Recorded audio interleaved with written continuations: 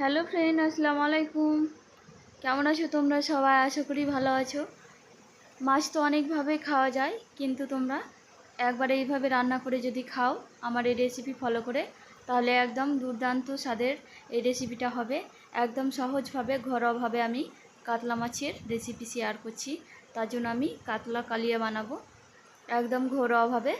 সেই জন্য আমি কাতলা মাছ নিয়ে কেটে ধুয়ে পরিষ্কার করে কয়েক পিস নিয়ে নিয়েছি। এবার এগুলোকে আমি ম্যারিনেশন করে নিচ্ছি। তার জন্য লবণ হলুদ দিয়ে দিলাম। তারপরে আমি মাছগুলোকে এভাবে মাখিয়ে নিচ্ছি। তার জন্য আমি সবগুলো মাছে এভাবে ভালোভাবে হাত দিয়ে চটকে চটকে লবণ হলুদগুলো মাখিয়ে নিচ্ছি। এভাবে মাখালে মাছের ভেতরে লবণগুলো ভালোভাবে মিশে যায় এবং ম্যারিনেশনটা খুব ভালো হয়।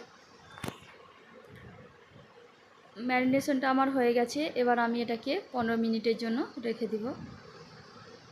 এবার আমি কিছু মশলা পেস্ট করে নেব। তার জন্য আমি দুটো পেঁয়াজ কেটে নিয়েছি, কয়েকটা রসুন কেটে নিয়েছি। এবার আমি একটা মিক্সির মধ্যে পেঁয়াজ এবং রসুন দিয়ে দিলাম। এবার আমি সরিষা, আমি 1 চামচ মতো সরিষা ভিজিয়ে রেখেছিলাম, ধুয়ে পরিষ্কার করে সেটা আমি দিয়ে দিলাম। এবং 3 থেকে 4টে কাজু দিয়ে দেব, কারণ এই কালিয়াতে কাজু দিলে এর টেস্টটা আরও ভালো হবে, সেই জন্য। এবার আমি শুকনো জিরে মানে কাঁচা জিরে আমি দিয়ে দিলাম 1/2 চামচ মতো। এবার আমি সেই সরিষার বাটিতে যে সরিষা ছিল সেটা একটু জল দিয়ে আবার মিক্সির মধ্যে দিয়ে ঢাকনাটা লাগিয়ে একটা মিহি পেস্ট বানিয়ে নেব। আমি মিহি পেস্টটা বানিয়ে নিয়েছি এভাবে। এবার আমি গ্যাসটা জ্বালিয়ে নেব।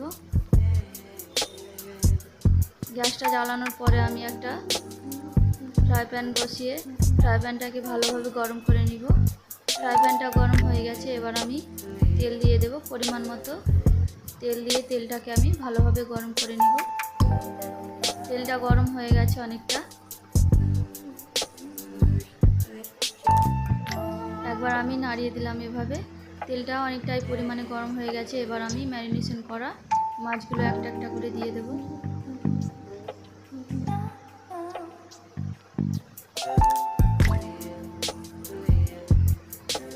সবগুলো মাছ আমি এভাবে একটা একটা করে তেলের মধ্যে দিয়ে দিলাম।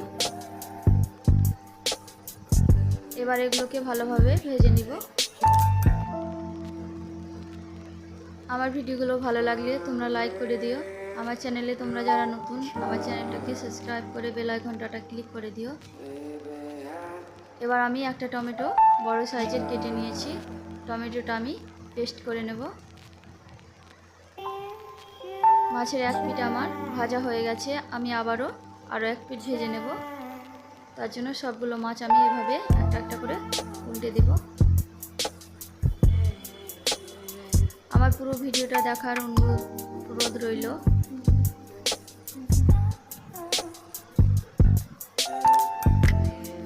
মাছগুলো আমার ভাজা হয়ে গেছে। এবার আমি একটা একটা করে মাছগুলোকে তুলে নেব।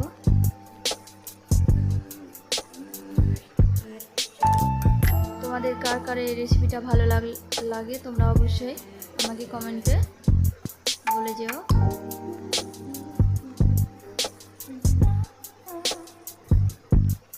সবগুলো মাছ আমি এভাবে ভেজে তুলে নিব।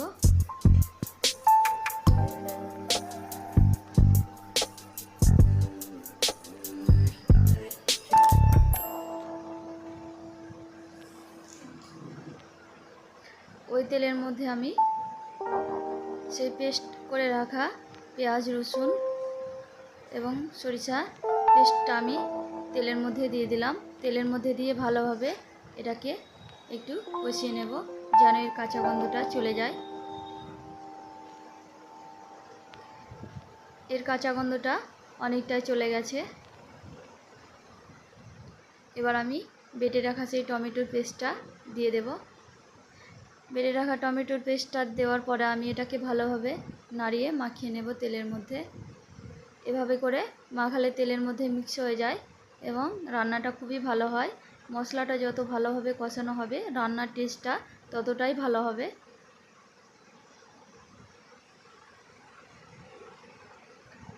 মশলাটা আমার অনেকটা কষানো হয়ে গেছে। এবার আমি লঙ্কার গুঁড়ো দিয়ে দিলাম হাফ চামচ মতো।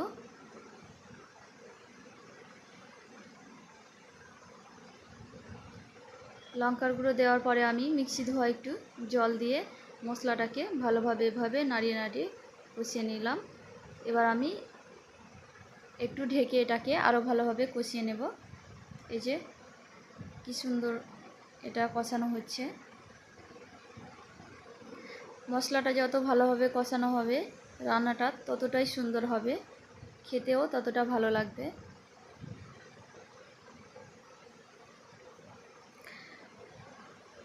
এভাবে মাছ রান্না তোমাদের কার কার ভালো লাগে তোমরা অবশ্যই আমাকে কমেন্ট করে জানাবে।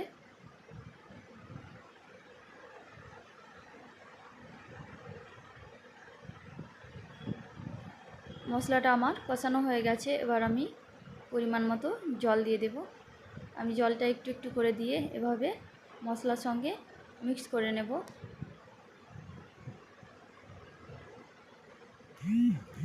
জলটা দেওয়ার পরে ভালোভাবে এভাবে আমি মিক্স করে নিচ্ছি। এবার আমি আর একটু লবণ দিয়ে দিলাম। লবণ দিয়ে আমি নাড়িয়ে মাখিয়ে দিলাম। এবার আমি ঢাকনা দিয়ে জলটাকে ভালোভাবে ফুটিয়ে নেব। জলটা অনেকটাই ভালোভাবে ফুটে গেছে। এবার আমি ভেজে রাখা মাছগুলো দিয়ে দেব।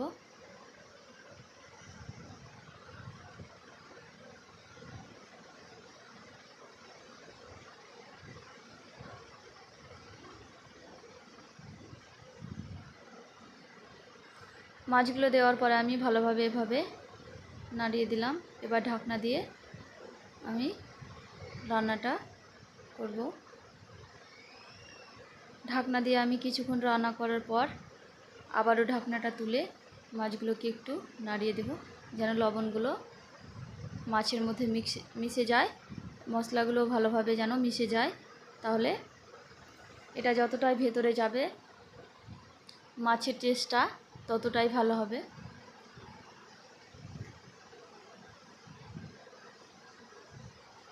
ঢাকনা দিয়ে আমি আরও একটু রান্না করে নিচ্ছি।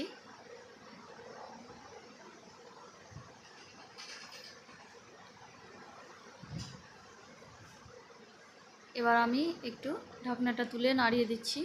রান্নাটা আমার প্রায় কমপ্লিট।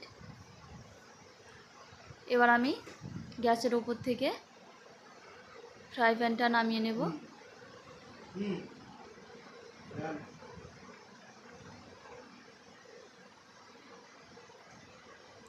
মাছটা আমার রান্না হয়ে গেছে।